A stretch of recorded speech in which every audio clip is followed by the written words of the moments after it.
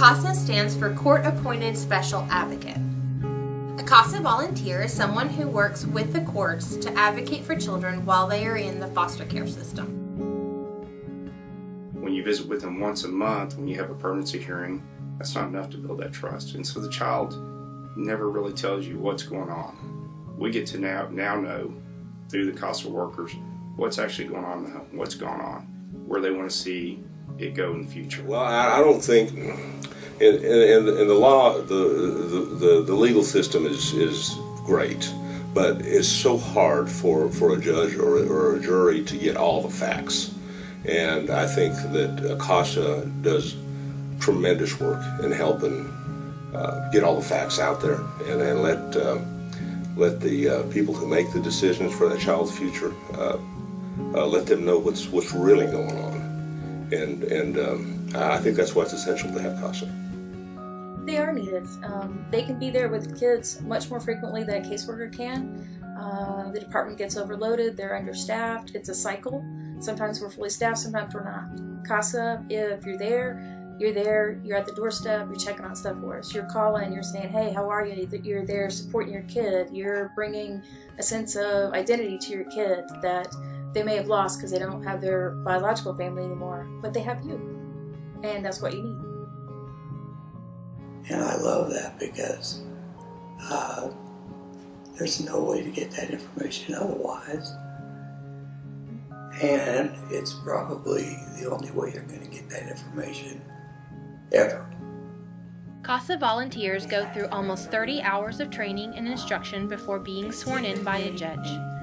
During this time, they learn about the foster care system and how to most effectively advocate for a neglected child in need. Preserve the confidentiality. And I will preserve the confidentiality. Of all information received. Of all information received. We're about to go get our first case.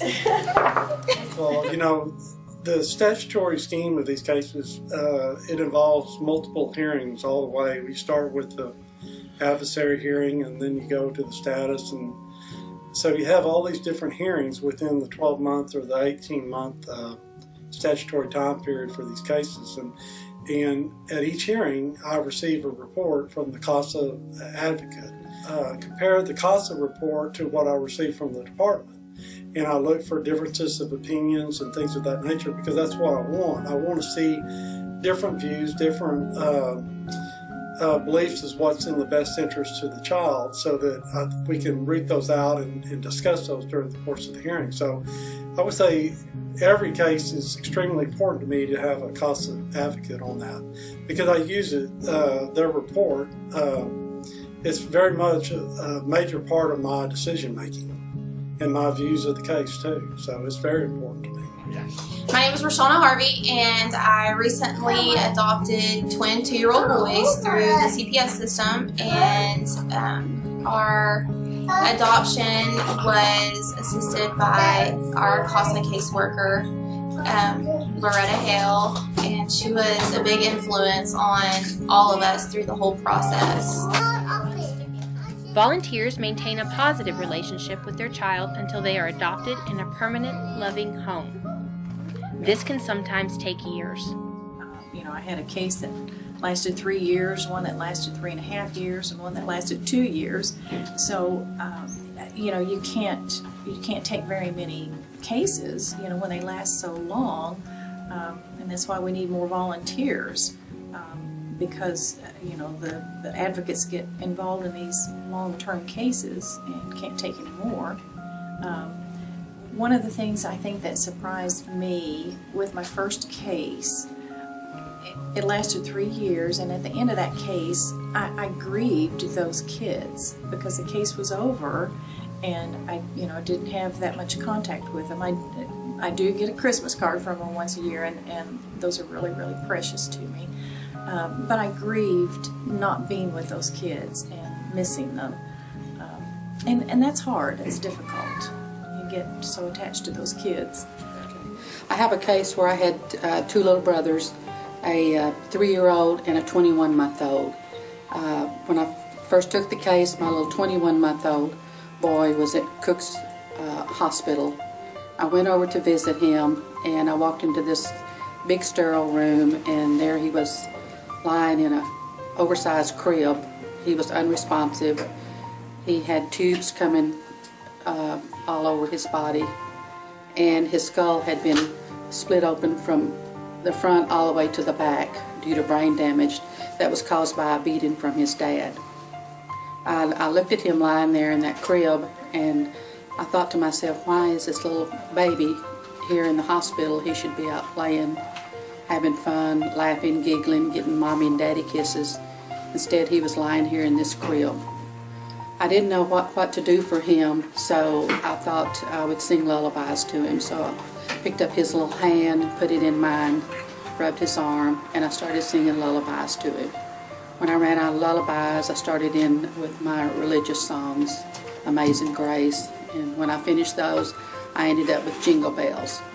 And tears were streaming down my face the whole time I was singing to him. I thought with his background, he probably never had a lullaby sung to him. And as I stood there, I prayed to God that He would at least let him hear these little lullabies, let him know that somebody loved and cared for him. He died 2 months later, and there's not a day goes by that I don't think of my little baby boy. And his father is now in prison, awaiting trial for murder. Well, my role was I tried to attend every visit that the mother had with the children before things kind of started going downhill, and I didn't make every visit, but as often as I could I would go, and I would just report to the judge before court, you know, what I would see at the visits and how that went, and just my recommendations on how if the kids should have more time with the mother.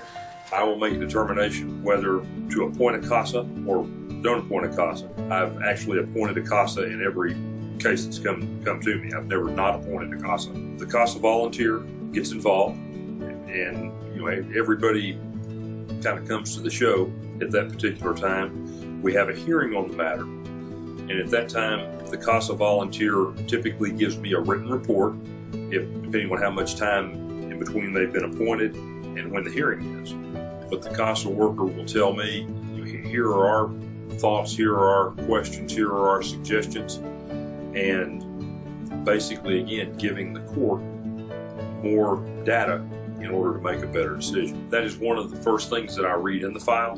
And there's always exceptions, but generally, I always look at the CASA report first, because that's something that gives me a pretty good outline of what's going on, of where we are right now. You have an individual with a one-on-one relationship with a child who can give you some specific facts about the child that are gleaned over a period of time, because a relationship develops with the child, which carries out over time.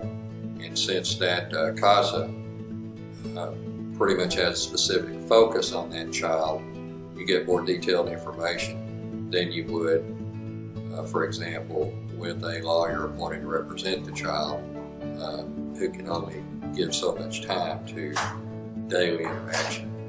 Privately, so. But their reports are pretty valuable because you know it's going to be the truth. And it's from a trained person who understands what the truth is. So when you get a CASA report, it's going to give you information you can count on and that you can't get anywhere else. About the first thing I look for in the file is the CASA report, because generally that's the best information. So, you know, that says a lot about their organization. CASA volunteers contact all of the players in the case. They talk to the biological parents, sometimes grandparents, sometimes aunts, great aunts, all relatives, anybody that has anything to do with the file. They talk to the attorneys, the caseworkers. They summarize everything in a report, usually 2 to 3 pages long. And at the end of that report, they have their recommendations and their concerns. And that's one of the first things I look at. Whether any father is, All this information I already have, but I have it in a file that may be 3 inches thick that I would have to go through for each hearing. And it might take me 2 or 3 hours to go through that file to get what I can get from a CASA report in 3 or 4 minutes. Earlier today when I was doing some training with CASAs, that just as our sibling groups, the older child is the history keeper. I feel the same way about CASAs, because there may be 5, 6, sometimes unfortunately more caseworkers working with that child, but the one consistency they've had is through their CASA.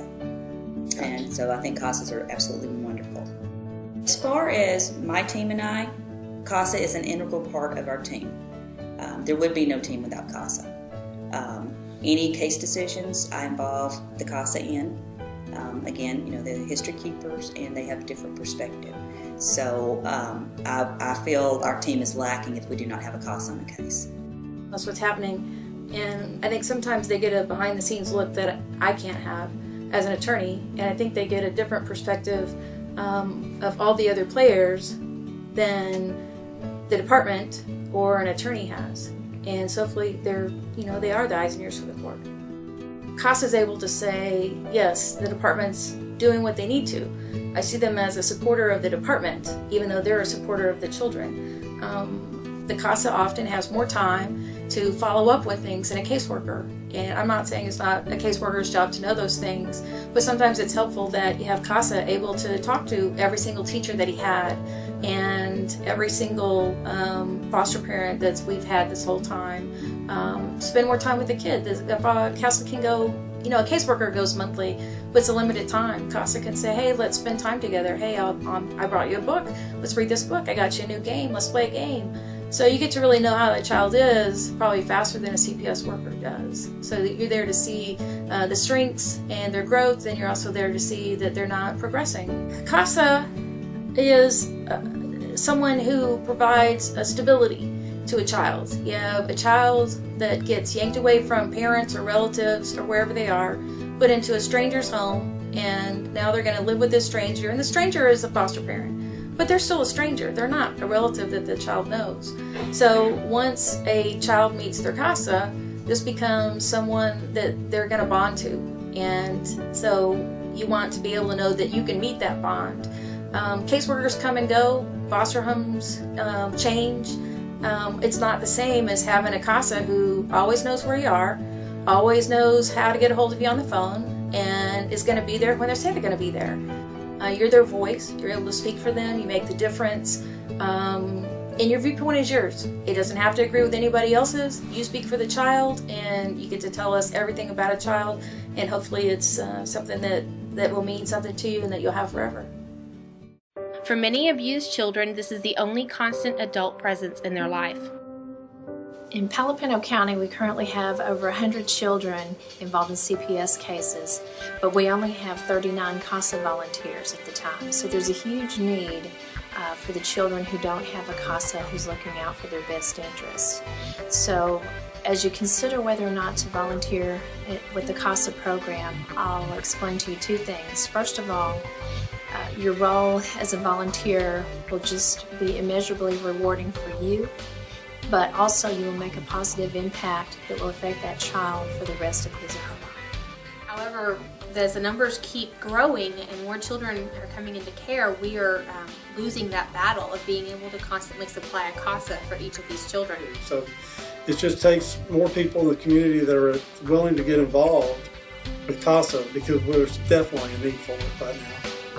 But the reward that you get is a lifetime reward, and it's very important to give to these kids because they have been let down over and over again. They need to decide how strong they are inside and find a place in their heart that they want to give of their time and their energies, because we're here for the long haul. You don't just get to come in for a month or 2. We need you for a year. We need you for 18 months. And as you get more involved with CASA, you'll learn sometimes they're needed for life. It's not just a time until they turn 18. CASAs often support their kids way into adulthood, that they become their friends. At first, you're not going to be their friends. You always want to be an advocate for the child, but you don't necessarily have to be their friend. But later on, it develops into more. You have grandparent relationships. You might have brother-sister relationships that you become closer. So if you're ready to look within your heart and establish a bond with somebody and make a difference, you need to be a CASA. Other state agencies try to do a good job, but you still need that person that says, look, I love these kids, and I'm going to step into their life on a volunteer basis and try to intervene. And that's really what CASA does. It really fills that gap where families are struggling and where the courts can't really just adequately do the job. There are over 300 cases of abused and neglected children in Palo Pinto and Parker counties right now. All of them are crying out to be heard. Will you be their voice?